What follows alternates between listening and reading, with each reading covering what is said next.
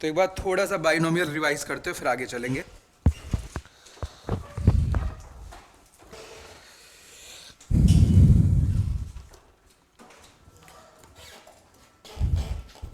तो देखो ये वाली चर्चा हो चुकी है कि x plus Y raise to the power n के एक्सपेंशन में बच्चा जो जनरल टर्म होता है टी आर, उसका फॉर्मूला होगा N C R minus one x raise to the power n minus are plus one Y raise to the power r minus one. ये general term का formula है। और अगर आप इसको एक्सपैंड करते हो x प्लस वाई पे पावर n, तो एक्सपेंशन का अर्थ है आप यहां पे सिग्मा यूज कर लो, sigma n C R minus one x raise to the power n minus are plus one y पे power r minus one, r equal to one to n plus one. R equal to one से कहां तक जाएंगे, इस बात का बहुत ध्यान रखना है। और अगर कोई जनरल टर्म को ऐसा कुछ लिख के चलता, ज़्यादातर किताबों में इसी वजह से जनरल टर्म ऐसे लिखते हैं, टी आर प्लस वन को जनरल टर्म मानते हैं बच्चे। ये होता है N C R x raise to the power N minus R Y पे पावर आर। तो जो साथी इसको जनरल टर्म मान के चलते वो इसका एक्सपेंशन, ये आप वापस ज़रूर नोट कर लेना ताकि यहां पे कोई लूप ना बने भाई। ये बच्चे हो जाएगा सिग्मा। अच्छा, इस दफा बच्चे आर कहां से स्टार्ट होएगा, जीरो से, और कहां तक जाएगा, एन तक। N C R x raise to the power N minus R Y पे पावर आर, इसके इक्वल होगा। ठीक है, फर्स्ट के सेकंड केस में सिग्मा के ऊपर तो n प्लस वन है, तो सी आर माइनस वन के ऊपर n क्यों है, n प्लस वन नहीं आना चाहिए वहां पे, कहां पे, सी आर माइनस वन के ऊपर। नहीं नहीं, ये तो n प्लस वन बच्चे क्या बता रहे हैं कि जब आप r की वैल्यू एक पुट करो, n से जीरो मिला, नंबर ऑफ टर्म्स की बात कर रहा, सिग्मा में कहां तक जा रहे हो, t1 t2 अप टू आप tn तक जा रहे हो। ठीक है, तो जब आप r बराबर एक पुट करो तो आपको n c जीरो मिलता है, r बराबर दो पुट करोगे n c वन मिलेगा। ऐसे जब r बराबर n प्लस वन आप पुट करोगे तब आपको आखिरी टर्म मिलेगा, क्योंकि एक्सपेंशन में total n plus one terms आते हैं। कितने टर्म्स आते हैं, n प्लस वन टर्म्स आते हैं। ठीक है, किसी को दिक्कत तो नहीं है यहां पे।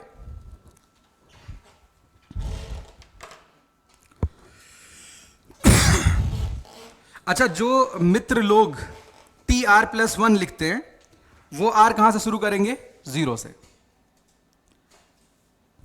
ठीक है,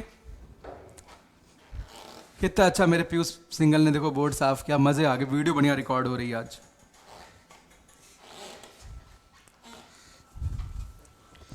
नहीं, दीपांशु तो अच्छा करता ही है।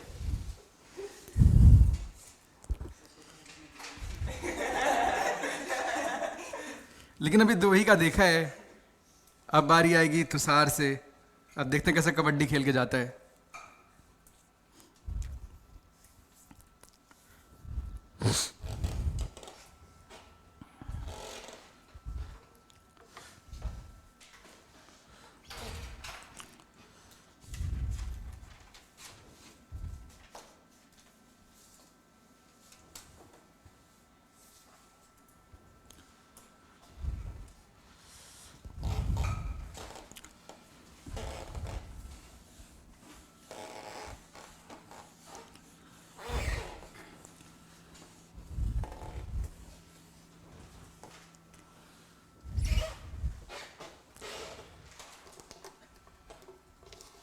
अब साथी कुछ छोटे छोटे सवाल इस पे और भी कर लेते हैं।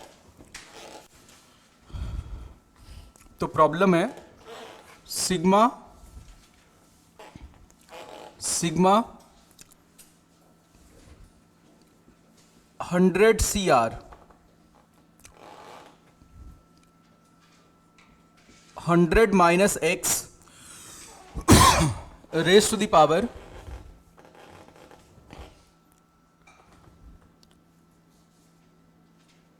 100 minus r x minus 10 raise to the power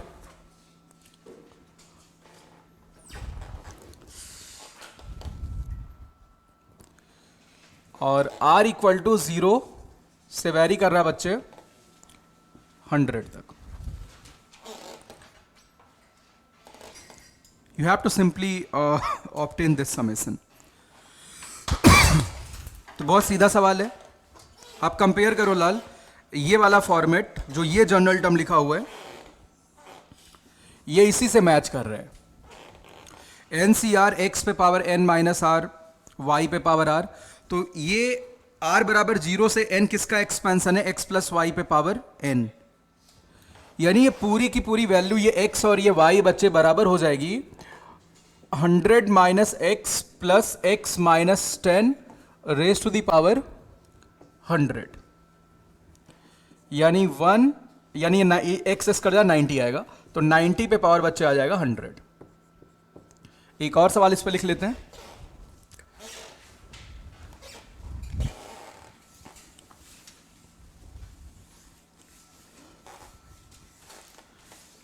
ऐसा सिमिलर प्रॉब्लम आईआईटी ने पूछ रखा है. नेक्स्ट क्वेश्चन है, if n equal to sigma r equal to 1 to 101, 100 C r minus 1, 8 plus x raised to the power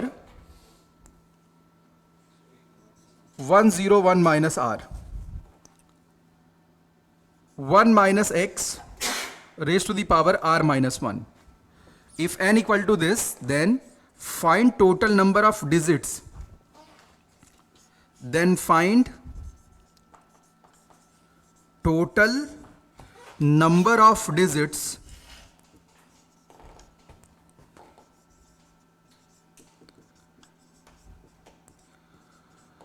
ये देखना मेरा कौन सा बहादुर बच्चा कर देता भाई फटाफट. Then find total number of digits in n.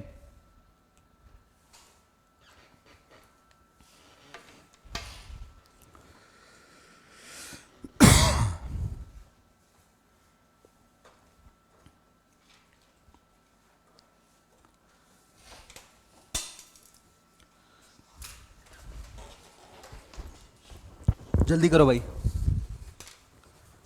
Fast.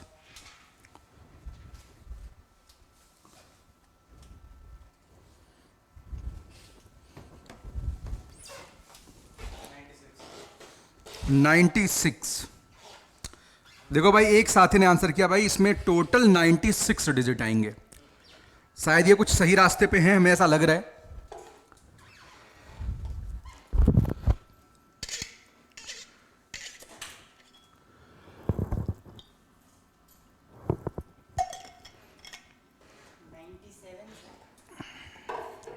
दोनों क्लोज हो, देखते हैं.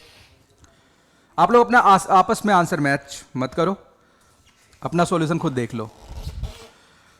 अच्छा, अब देखो बच्चे, ये आप समझ गए कौन से फॉर्मेट वाला है. r बराबर 0 से n प्लस 1 वाला है. देखो, आप अगर इसको रिकॉल करें, ये सिग्मा r बराबर 0 से n प्लस 1, n सी r माइनस 1, x पे power n minus r plus 1, y पे पावर r माइनस 1. तो बच्चे ये हो जाएगा x प्लस वाई पे पावर n के बराबर. थोड़ी देर पहले डिस्कस किया था. तो ये उस फॉर्मेट पे दिया गया. कई बार इस फॉर्मेट की वजह से दिक्कत होती है. अभी देखो, थोड़ी देर पहले भी थोड़ी दिक्कत आ रही थी. तो ये काउंटिंग से कई बार दिक्कत होती है. r बराबर 0 से 100 लिखते या r बराबर 1 से 101 लिखते, तो आपको मतलब बिल्कुल क्रिस्टल क्लियर होना चाहिए. अगर मैं r बराबर 1 से काउंट करता, यहां पे 1 से काउंट होगा, सॉरी. अगर मैं r बराबर 0 से काउंट करता तो फिर क्या लिखता है यहां पे? n सी r, x पे power n minus r, y पे पावर r. ठीक है. तो अगर आप इससे मैच करिए तो ये लिखा हुआ है x प्लस वाई, इसको x मान लो बच्चे, इसको y, तो x plus Y raise to the power 100. ठीक है, तो यानी कैपिटल एन की वैल्यू आपको तुरंत मिल जाएगी। आपको लग रहा है सर सीरीज पे थोड़ा सा अभी से जोड़ दे रहे हैं, इसका मतलब आगे सीरीज में बहुत दिक्कत होती होगी तभी ऐसा कर रहे हैं, क्योंकि आगे सीरीज अलग से पढ़ना भी है इसमें, तो अभी से उस पर बेस बना लेते हैं। तो बच्चे x प्लस वाई जैसे आप करेंगे तो 8 plus x plus 1 minus x पे पावर 100 हो जाएगा, यानी 9 पे पावर 100 हो जाएगा।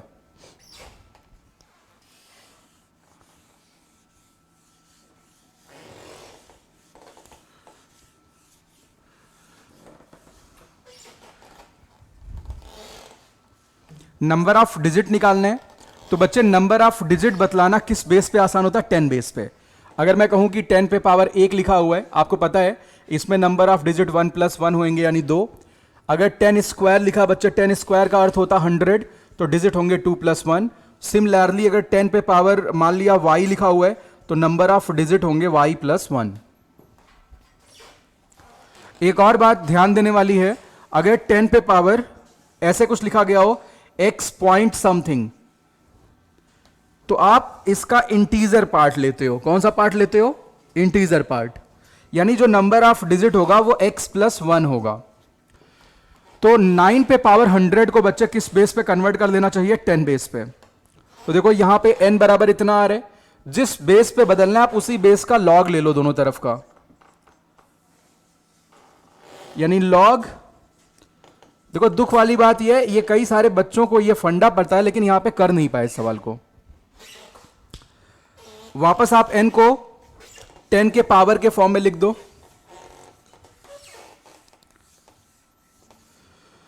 तो यानी n हो जाएगा बच्चे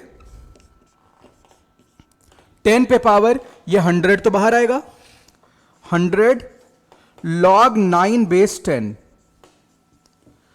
अब देखो भाई 9 का अर्थ है 3 का स्क्वायर, यानी बच्चे 10 पे पावर 200 लॉग 3 बेस 10। अब लाल आपको लॉग 3 बेस 10 की वैल्यू तो पता होती है, 0.4771, ये वैल्यू आप रख दो यहां पे। तो यानी जो n है ये होगा 10 पे पावर 200 इंटू 0.4771, यानी 10 पे पावर 95.42 ऐसा आ रहा है। ठीक है, इंटीजर पार्ट 95 95 है, तो नंबर ऑफ डिजिट कितने होंगे? 95 प्लस 1 96। तो 96 इसका सही आंसर है। ठीक है, देखो अपनी क्लास में अब ऐसा हो गया धीरे धीरे, कम से कम एक आध लोग आंसर करते हैं और सही होता है। पहले हम वेट करते थे कोई कर दे, और मतलब ज्यादातर गलत आता था, या सभी कैलकुलेशन में लगे रहते थे, और यही संख्या हमें बढ़ानी है धीरे धीरे। जब कोई बहुत अच्छा सवाल हो कि टीचर बोले अब इस बार कॉपी नीचे उतर कर चेक करनी है, और तब सवाल सही होने शुरू हो जाएं। ये चैप्टर में यहां सब ये चीजें मिलनी शुरू हो जाएंगी, इसमें कोई टफनेस है काफी है बाइनोमियल और पीएनसी में। तो ये तो बात थी जनरल टर्म की, राइट। इस पे कुछ रिलेटेड हमने सवाल किए थे, मतलब बेसिक एक्सपेंशन पे। फिर टी आर पे भी कुछ सवाल किया था हमने, वो टी आर वाले एक आध सवाल और करते फिर आगे चलेंगे। लिखो, find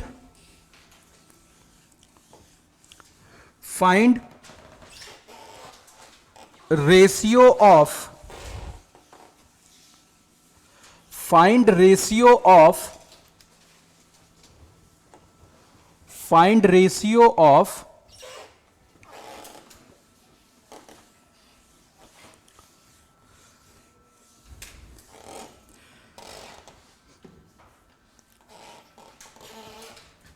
find ratio of seventh term from starting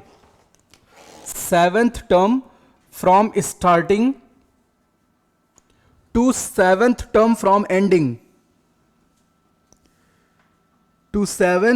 from ending, in expansion of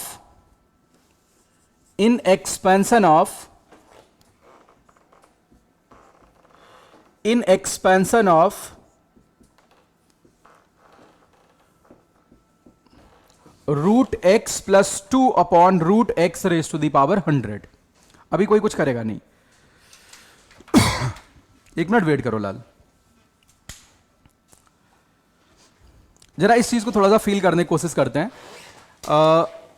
अगर मैं पास्कल्स ट्रायंगल को यहां पे वापस बनाऊं तो x प्लस, या आप नॉर्मल एक्सपेंशन में भी देख सकते हैं, बट मैं पास्कल्स ट्रायंगल को चूज कर रहा हूं यहां पे, पावर 0, तो ये वैल्यू तो 1 है। मैं x प्लस वाई पे पावर 1 लिखूं तो इसका अर्थ है 1 इंटू एक्स 1 इंटू वाई। मैं लिखूं x प्लस वाई का होल स्क्वायर, तो इसका अर्थ है 1 इंटू एक्स स्क्वायर, फिर 1 प्लस 1 यानी plus 2 x into y plus 1 into y square.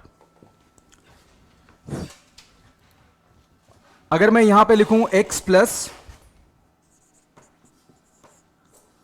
Y cube, कुछ फील करने की बात है यहां पे, इसलिए मैं ऐसा लिख रहा हूं, x cube plus 3x square y plus 3x y square plus 1 into y cube. यहीं शुरू करते हैं, थोड़ा सा बड़ा है। अगर मैं कहूं second term from starting to second term from ending, गौर करना, सेकेंड टर्म फ्रॉम स्टार्टिंग ये रहा, सेकेंड टर्म फ्रॉम एंडिंग ये रहा। जब आपसे मैं कहता हूं आगे से तीसरा टर्म पीछे से तीसरा टर्म, दोनों में क्या चीज सेम रहेगा? Binomial coefficient. Binomial coefficient word अब पहली बार मैं इंट्रोड्यूस कर रहा हूं, यानी जो पास्कल्स ट्रायंगल के न्यूमरल्स हैं। पास्कल्स ट्रायंगल के न्यूमरल्स गौर करना, ध्यान देना, ऐसे होता 1 1 1, देन 1 2 1, पहले बढ़ते हैं फिर घटते हैं, फिर 1 3 3 1, पहले बढ़े, यानी भाई यहां पे अपने पास दो दो मिडिल टर्म है तो दोनों की वैल्यू बराबर है, फिर यहां पे 1 4 6 4 1, बढ़ते बढ़ते 6 पे गया, फिर डिक्लाइन होना शुरू हो गया। मतलब आगे से जो दूसरा टर्म है और पीछे से दूसरा टर्म है, दोनों का जो बाइनोमियल कोफिशिएंट है, इन न्यूमरल्स को क्या बोलते हैं? Binomial coefficient. यानी वो NC0 NC1 इनकी वैल्यू है, इनको एक साथ क्या बोलते हैं? ये सब कहलाते हैं बाइनोमियल कोफिशिएंट।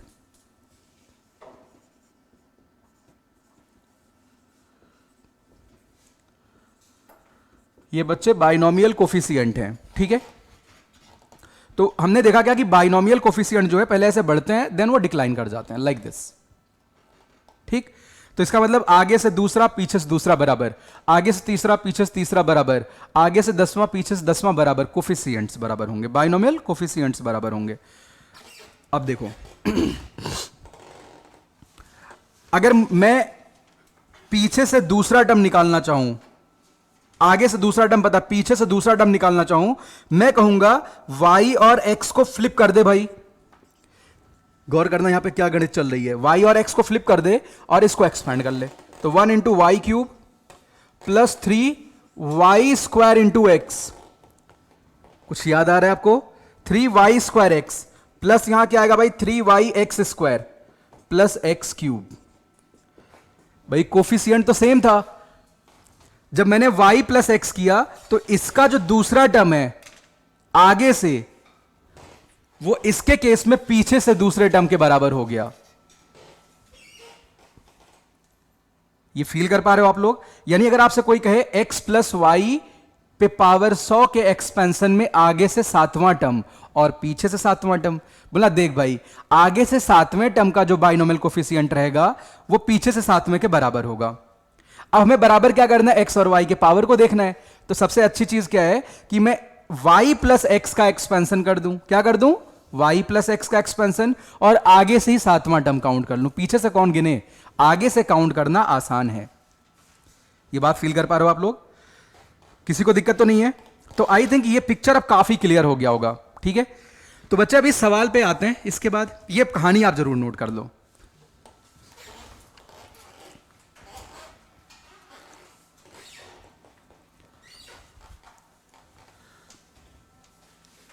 कुछ मैं नोट तो नहीं करवाना, लैंग्वेज नहीं लिखवाना है ना, आप समझ जाओगे इसे, आप ये बना लोगे, अपने आप पता चल जाएगा। यानी ये टर्म आपके बराबर हो गए, सेम है।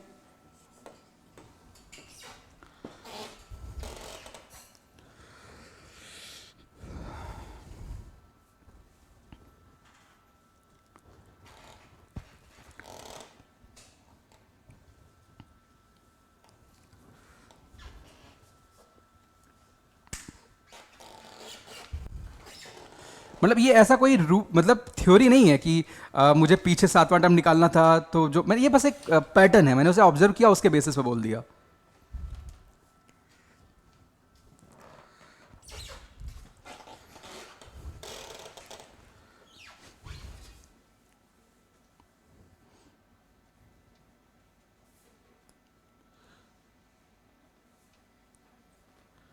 अच्छा, आप बाइनोमियल एक्सपेंशन में बहुत खास बात देखते होगे, हर एक टर्म के पास डिग्री सेम होती है। डिग्री का अर्थ क्या होता है? वेरिएबल के पावर का सम। कभी भी बाइनोमियल एक्सपेंशन, जब आप x प्लस वाई पे पावर n को एक्सपांड करेंगे तो हर एक टर्म की डिग्री कितनी रहती है? n। मतलब ये सब आपसे कोई कभी भी मान लो केवीपीआई के इंटरव्यू में बैठे तो पूछ सकता है, तो आप उसे बता सकते हो कि बाइनोमियल एक्सपेंशन में हर एक टर्म की डिग्री सेम होती है। कोई बोले क्या वो पॉलिनोमियल होता है? बोलना ऐसा थोड़ी ना है, वो तो डिपेंड करता है कि हर एक टर्म के पास जो डिग्री है वो होल नंबर है कि नहीं है। कि पॉलिनोमियल में कभी भी वेरिएबल पे पावर निगेटिव या इरेशनल नहीं होता है, पावर 1 2 3 या फिर पावर 0 भी होता है। चलो साथी, तो अब आपसे जो पूछा हुआ था सवाल में उस पे आ जाते हैं। आपसे कहा है कि आगे से सातवां टर्म और पीछे सातवां टर्म कैलकुलेट करने हैं, तो पहले आगे के लिए कैलकुलेशन कर लेते हैं। तो बच्चे आगे से सातवां टर्म अपने को चाहिए, यानी मैं टी आर का पहले फॉर्मूला लिख लेता हूं। तो टी आर का फॉर्मूला क्या है? यहां पे एन कितना है? 100 है। 100 C R minus 1 root x पे power 100 minus are plus 1 2 by root x पे power are minus 1। 100 C R minus 1 x पे power 101 minus r divided by 2 into 2 पे power are minus 1 into x पे power 1 minus r divided by 2।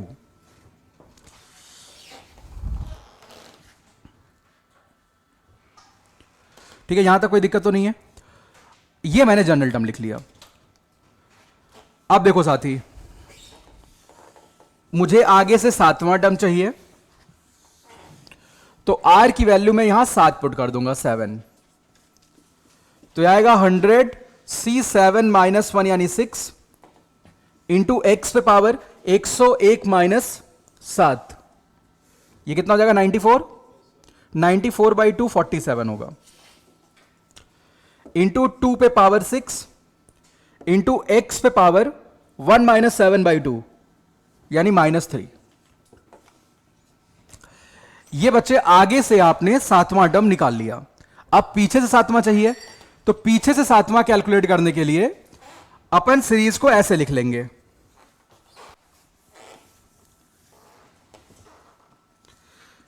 देखो, main लड़ाई तो ये होती है बेसिक सारे क्लियर हो जाएं, बाकी सवाल तो अब जितने कॉम्प्लिकेटेड फंक्शंस लोगे सवाल उतना बड़ा बनता जाएगा।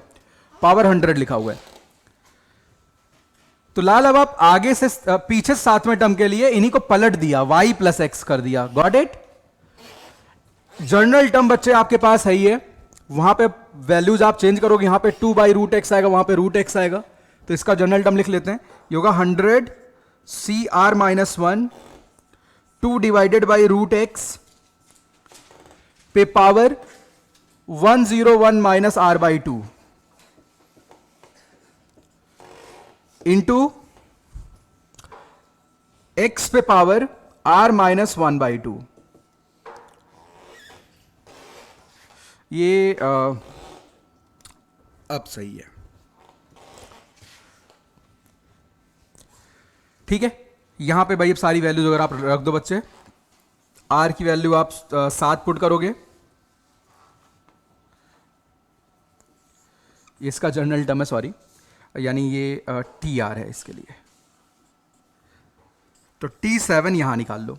इसका नाम टी डैश कर लेते हैं क्योंकि वहां पे टी मान लिया था पहले, ठीक है। T-7 कर लेते हैं, तो ये होगा 100 C6। आपको पता वैसे भी बाइनोमियल कोफिशिएंट तो कटने वाला तो बराबर ही आता है। यहां पे बच्चे 2 पे पावर 94 और ये x पे पावर 1 बाई 2 अपॉन में है, ऊपर जाएगा तो भाई क्या आ जाएगा सॉल्व करने पे, x पे पावर -47 इंटू एक्स क्यूब। चलो इनको आप डिवाइड कर दो, बताओ क्या आ रहा है।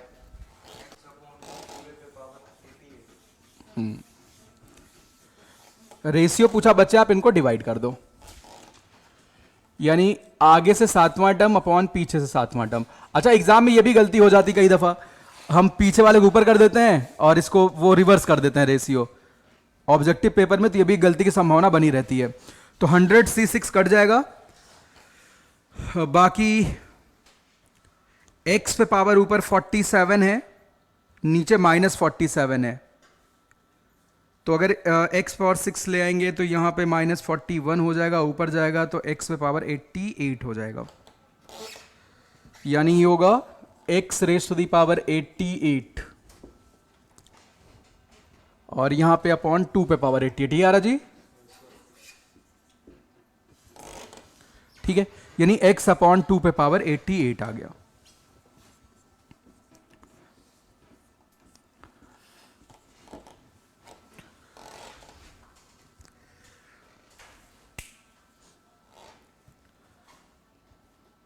आज कुछ बहुत एडिशनल नहीं पढ़ने वाले, जानबूझ के इसे को आगे कर रहा हूं मैं, तो मिडिल टर्म वगैरह जाते फिर काम वहां पे देना पड़ता है मेरे को करने के लिए।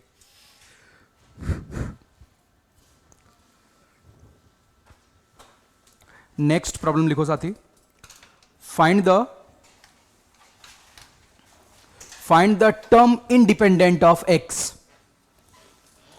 Find the term independent of x, find the term independent of x, find the term independent of x in expansion of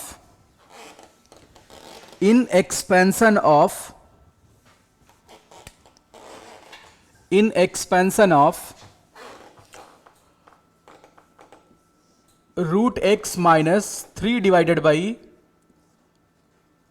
cube root x raised to the power 41 in expansion of root x minus 3 divided by cube root x पे power 41. Term independent of x means you have to obtain constant term in its expansion. इसके expansion में लाल तुम्हें constant term calculate करना है। अच्छा constant term के पास x का कौन सा पावर होता है, 0। कांस्टेंट टर्म के पास x का कौन सा पावर होता है, 0। टर्म इंडिपेंडेंट ऑफ x का मतलब x पे पावर 0 का कोफिशिएंट निकालना है, और x पे पावर 0 के कोफिशिएंट का दूसरा नाम क्या है, कांस्टेंट टर्म। ये बात समझ आ रही है। तो साथी आपको इसके एक्सपेंशन में coefficient of x raise to the power 0 compute करना है भाई, तो देर किस बात की, कर दो।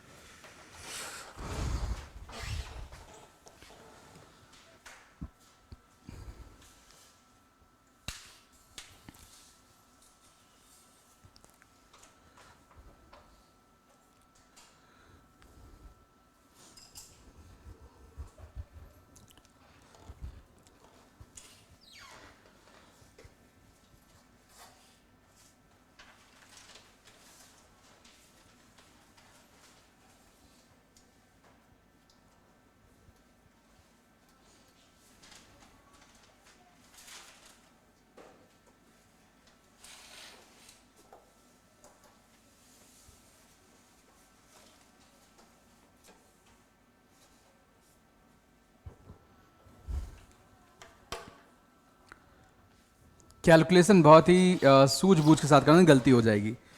देखो पहले जनरल टर्म लिखते हैं, टी आर, तो बच्चे होगा 41C R-1, ठीक है। रूट एक्स लिखा हुआ है, यानी x पे पावर 1/2 है, तो बच्चे होगा 41 minus R plus 1 divided by 2 into -3 upon x पे पावर 1 डिवाइडेड बाई 3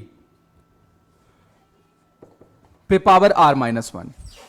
सारे x वालों को इकट्ठा कर लो और जो x पे पावर आ रहा है उसको जीरो बनाना है, उसके लिए r निकालना है तुम्हें, ताकि पहले भाई ये पता तो चल जाए कौन से टर्म के पास x पे पावर जीरो आ रहा है, राइट। तो ये हरकत करते हैं साथी, यानी टी आर 41 CR-1 इंटू -3 पे पावर R-1 इंटू एक्स पे power 42 - R divided by 2 into x पे पावर 1 - R डिवाइडेड बाई 3।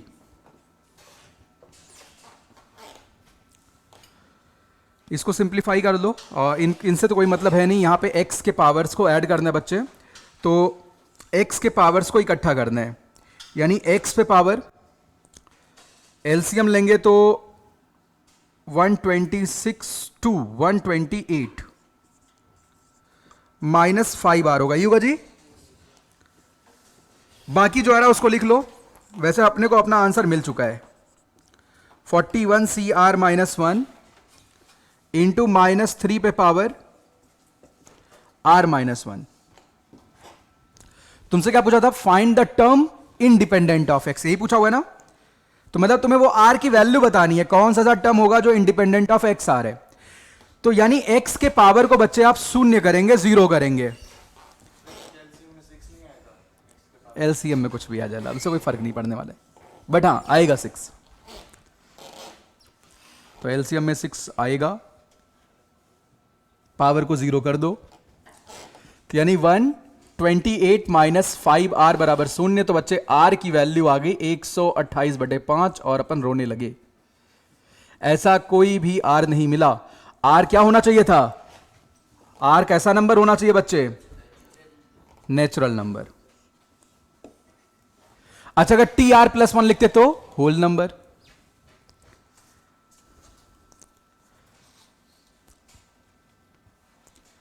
अच्छा, R नेचुरल नंबर तो है, लेकिन किससे बड़ा नहीं होगा? 42 से बड़ा नहीं होगा, 42 से बड़ा नहीं होगा। यहां पे जो R है उसका रेंज इस वाले एक्सपेंशन के लिए 1 से लेके 42 के बीच में रहता। खैर, तो भाई R तो फ्रैक्शनल आ गया, ऐसा क्या अर्थ है? नो सच टर्म एग्जिस्ट, मतलब सभी टर्म्स के पास x मौजूद रहेगा, भगेगा नहीं। तो यहां लिखो no such term exist, no such term exist.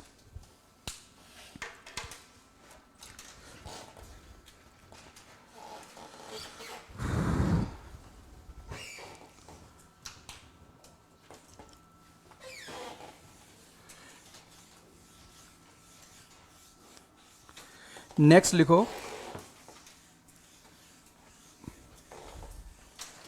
if coefficient of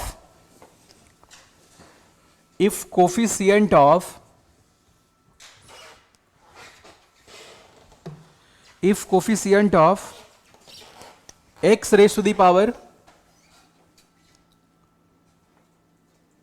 4, x raised to the power 5, x raised to the power 6 in expansion of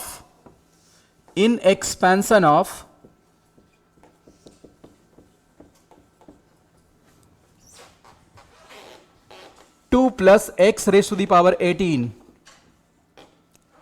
are in AP, sorry, 2 plus x raised to the power n are in AP,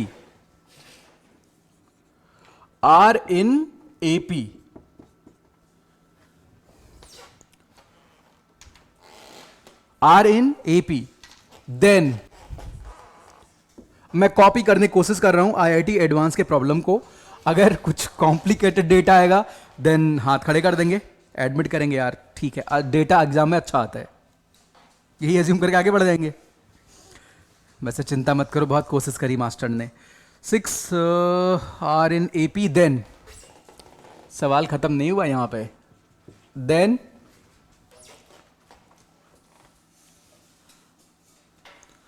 coefficient of x raised to the power 15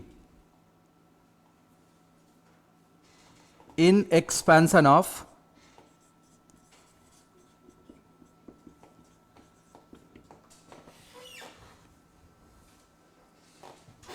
in expansion of this.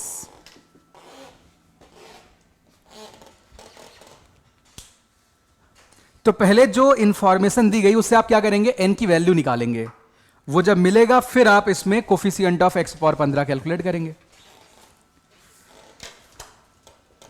तो साथ ही सबसे पहले general term लिख लिया जाए। T R आप मेरे साथ साथ करते रहो।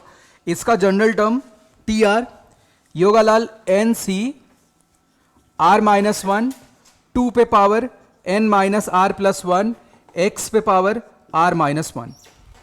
ये जनरल टर्म है।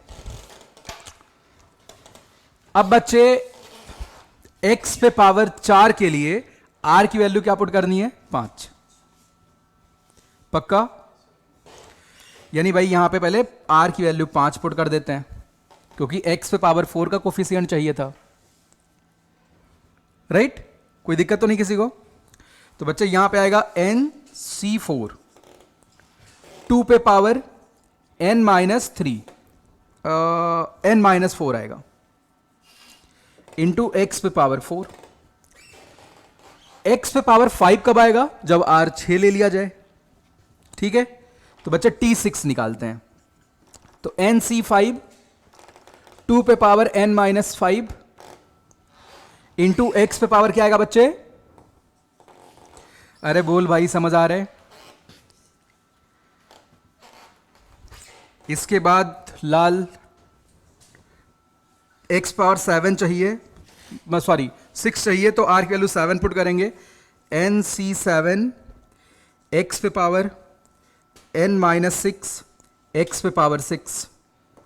अरे क्या हो रहा है?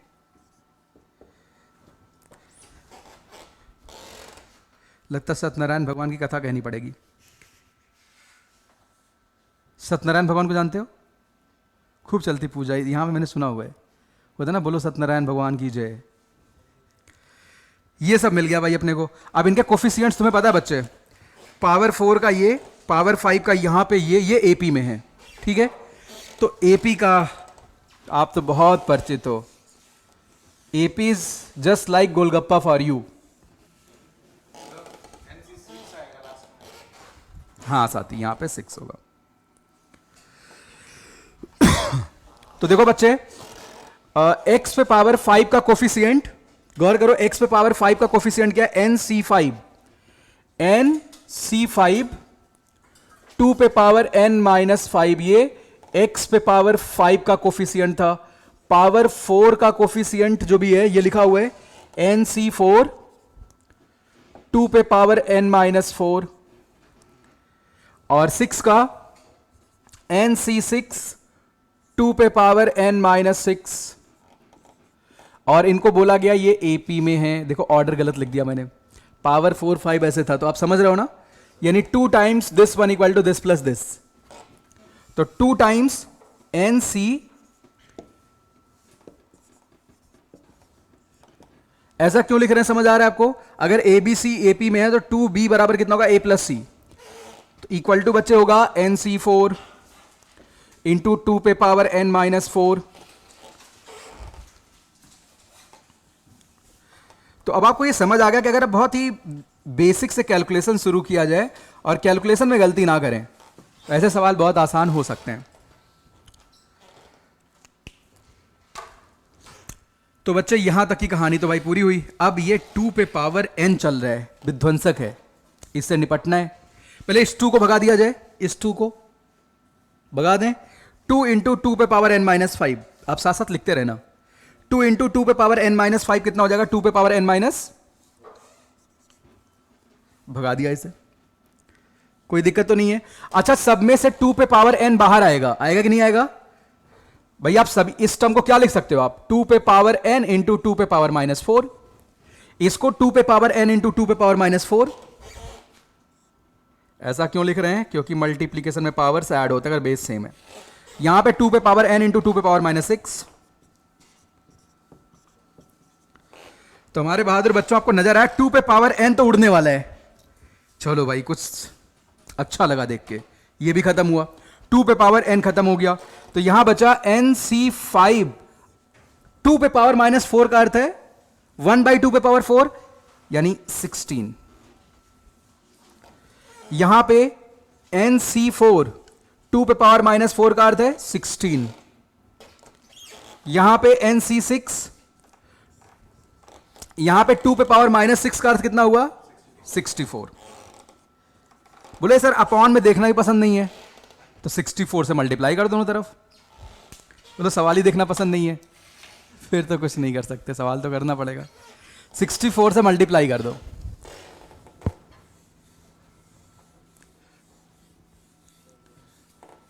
तो बच्चे दोनों तरफ 64 से मल्टीप्लाई करेंगे तो यहां पे 4 इंटू NC5 बराबर 4 इंटू NC4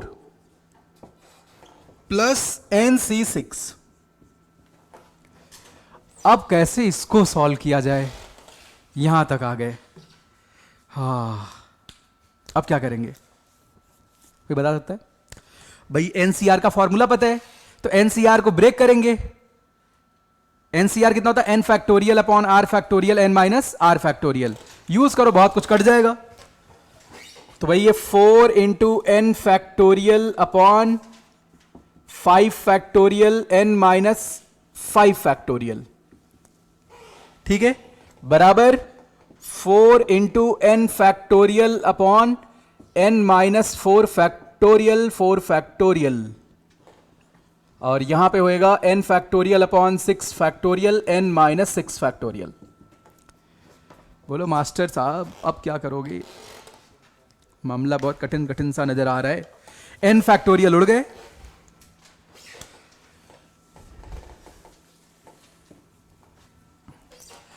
अच्छा अभी क्योंकि हमारे पास कोई आइडेंटिटी नहीं है, आगे इसमें बहुत सारी आइडेंटिटी भी पढ़नी होती है तो थोड़ा सा आसान हो सकता है कैलकुलेशन, लेकिन इसमें तो फिर भी करना पड़ेगा।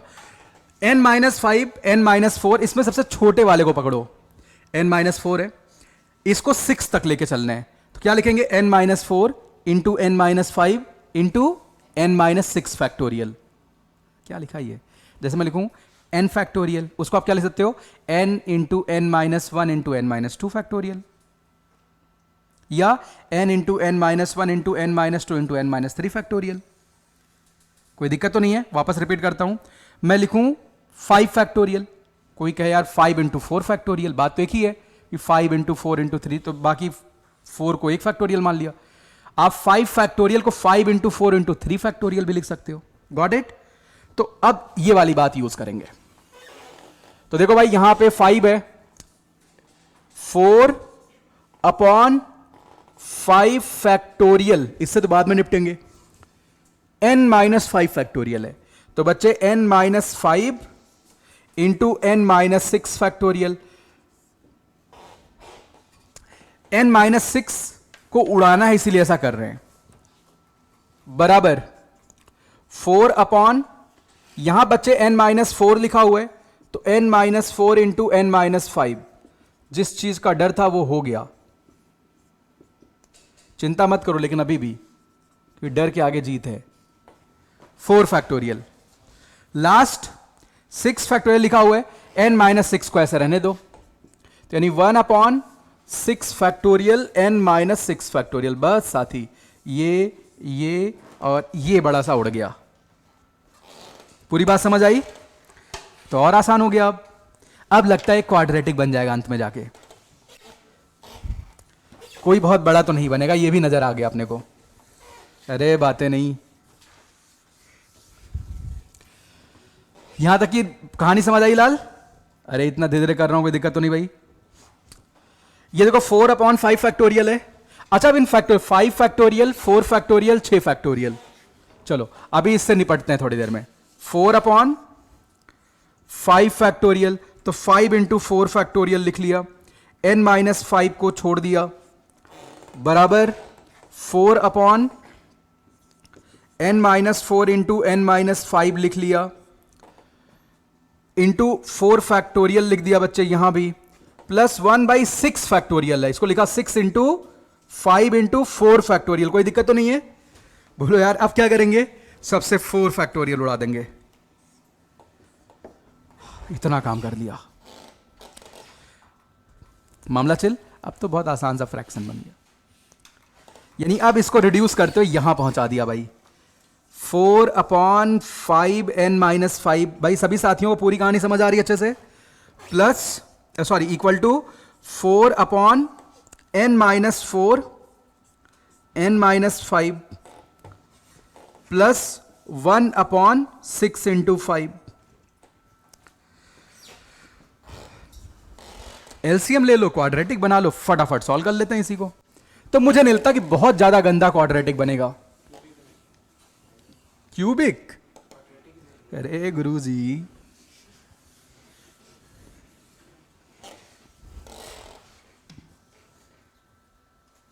जल्दी जल्दी सॉल्व कर लो और फिर बोलो सत्यनारायण भगवान की जय से बोलते हुए चलो। इतना बड़ा सवाल कर रहे हो, कैलकुलेशन जल्दी करो लाल, फास्ट। तो n-4 n-5 से मल्टीप्लाई वगैरह करेंगे बच्चे, तो यहां पे 4n-4 आएगा।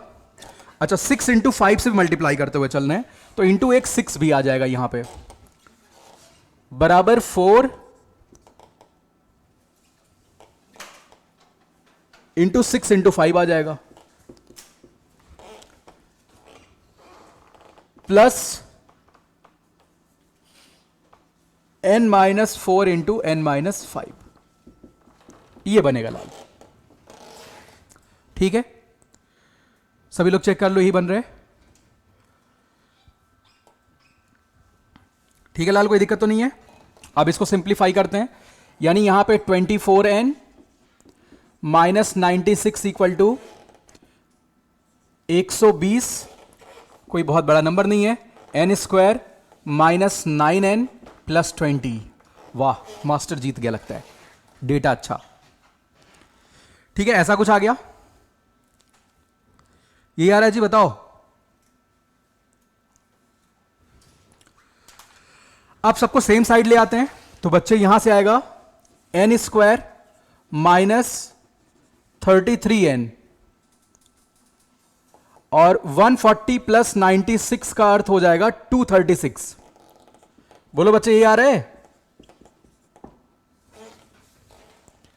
चलो यहां तक आप पहुंच जाओ, फिर बताओ ये आ रहा है कि नहीं आ रहा है कैलकुलेशन।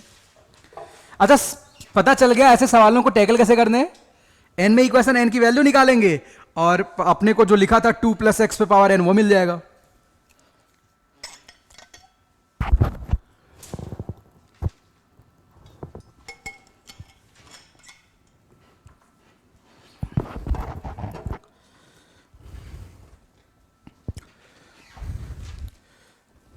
यही आ रहा है कि कुछ और आ रहा है? बताओ फैक्टराइज करने पे क्या आ रहा है भाई?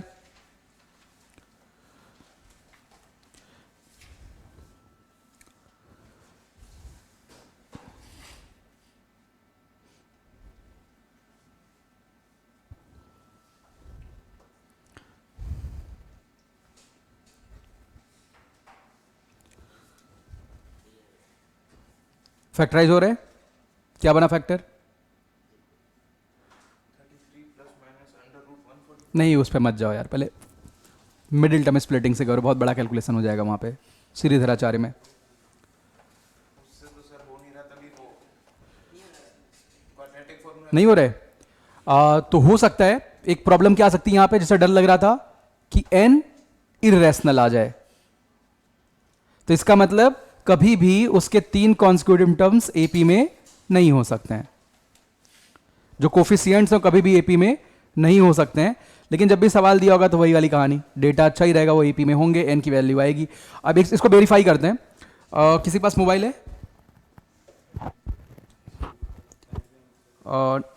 ओपन करो फटाफट, आप उस पर टाइप करो ऑल फ्रॉम।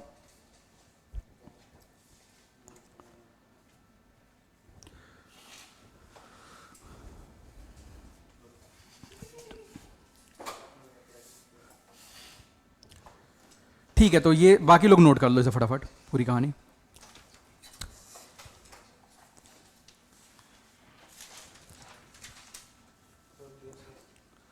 उसमें टाइप करो x² - 33x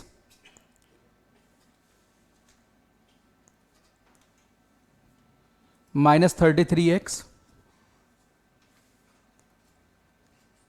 + 236 = 0।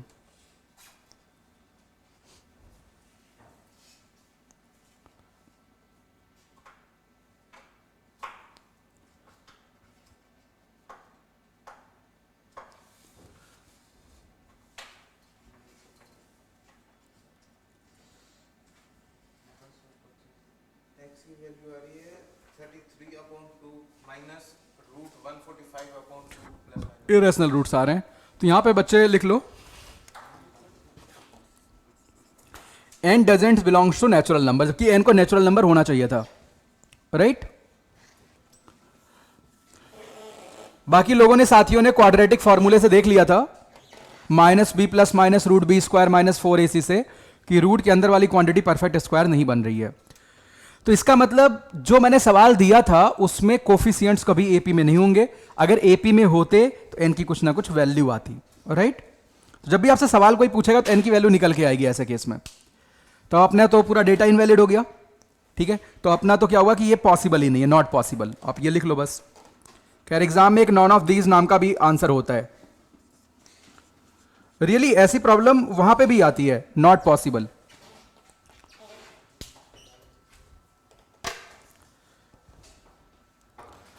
बट कैसे इन सवालों को अप्रोच करना है, ये मामला क्रिस्टल क्लियर हो गया। जो कहा है वही करना है कुल मिला के।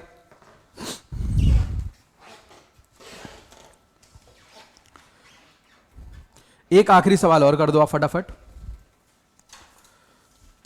लिखो find total number of irrational terms. Find total number of irrational terms in expansion of यहां पे आपका रिस्पॉन्स रेट देखा जाए, कौन जल्दी से आंसर करता है। In expansion of cube root 3 plus 5 root 2 raise to the power 40। इसमें total number of irrational terms बताने हैं।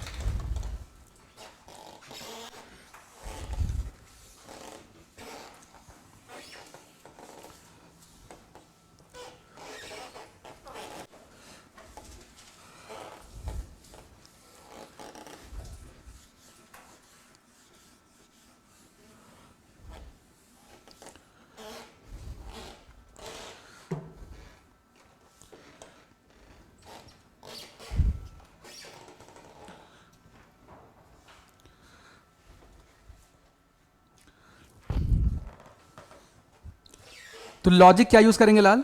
टोटल नंबर ऑफ टर्म्स पहले निकाल लेंगे, पता है वो तो। टोटल कितने टर्म्स हैं? 41। इसके एक्सपेंशन में टोटल 41 टर्म्स हैं,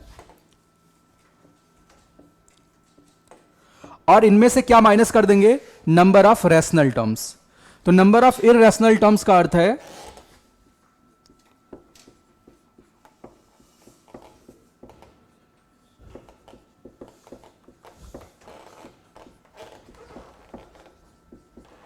टर्म्स का अर्थ है total number of terms minus number of rational terms.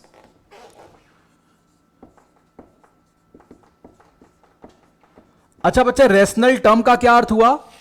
Term free from the radical sign, मतलब किसी पे फ्रैक्शनल पावर नहीं आना चाहिए। आपको पता है जितने बाइनोमियल कोफिशिएंट्स थे वो इटसेल्फ क्या है? इंटीजर हैं।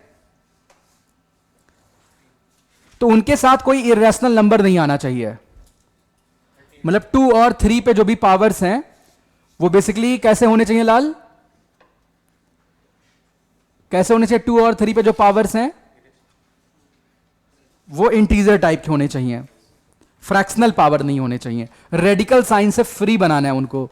रैशनल टर्म का मतलब होता है term free from radical sign.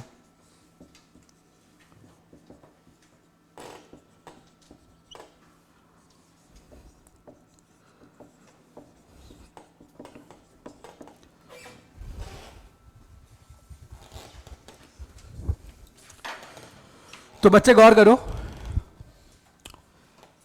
इसका जनरल टर्म लिख दो भाई। एक साथी ने आंसर कर दिया बट देखते हैं अभी। 40 CR-1 जनरल टर्म में लिख रहा हूं। देखो 3 पे पावर 1/3 है, तो 3 पे power 40 minus R plus 1 divided by 3 into 2 पे power R minus 1 divided by 5। अच्छा, जो R है वो कहां से कहां तक वेरी करेगा मेरे बच्चे? 1 से लेके 41 तक वेरी करेगा। कोई दिक्कत तो नहीं किसी को? अब देखो क्या क्या शर्त है। पहली शर्त है जो 3 है ये डिवाइड कर दे 41 माइनस आर को। दूसरी शर्त है जो 5 है बच्चे वो डिवाइड कर दे r माइनस 1 को, तभी ये रेडिकल साइन से फ्री हो पाएगा। हमें कॉमन देखना है ऐसा r जो दोनों की शर्त को पूरा करे। तो इससे स्टार्टिंग करते हैं, ठीक है। अच्छा ये बात तय है कि भाई r कैसा नंबर होना चाहिए? इवन। कि 5 एक ऑड नंबर है तो ऑड एक ऑड को डिवाइड करेगा। अरे गलत है, 5 10 को भी कर सकता है।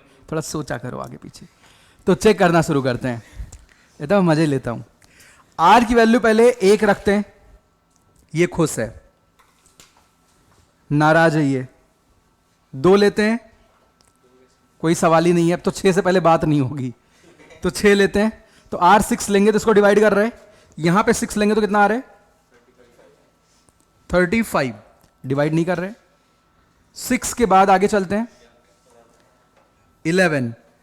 ये खुश है, प्रचंड खुश है। 11 यहां पुट करते हैं, कितना हुआ? अरे मिल गया भाई। तो पहली r की वैल्यू क्या मिली बच्चे? 11, जिसपे रेशनल हो रहा है। फिर क्या मिलेगा इसके बाद? 21 मिलेगा। 21 भी मिलेगा, बट ये खुश नहीं है क्या? देख लेते हैं। 21 यहां रखा तो ये तो खुश है, यहां रखा तो कितना आया? 20। अरे बहुत दुखी हो गया। फिर 26 रखते हैं तो ये कितना हुआ? 26 पे 25 डिवाइड कर रहे हैं, यहां पुट किया तो कितना हुआ बच्चे? 15। ये भी खुश है। 26 और कुछ? फिर 41 भी खुश है। 40 को 5 डिवाइड कर रहे हैं और ये भी खुश है। अरे हमारे दीपांशु ने इस बार 6 लगा दिया। ये मेरे आशीर्वाद का नतीजा सुबह आते दिया आज।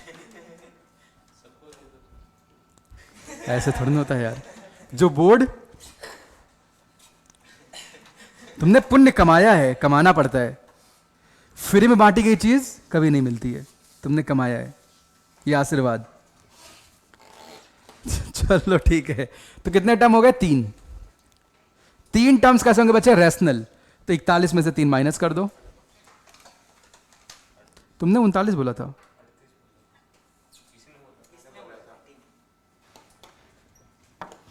वो तुक्का था। 38। चलो साथी आज क्लास में इतने रखते हैं। कितने बच्चों ने एनसीईआरटी वगैरह से कुछ कुछ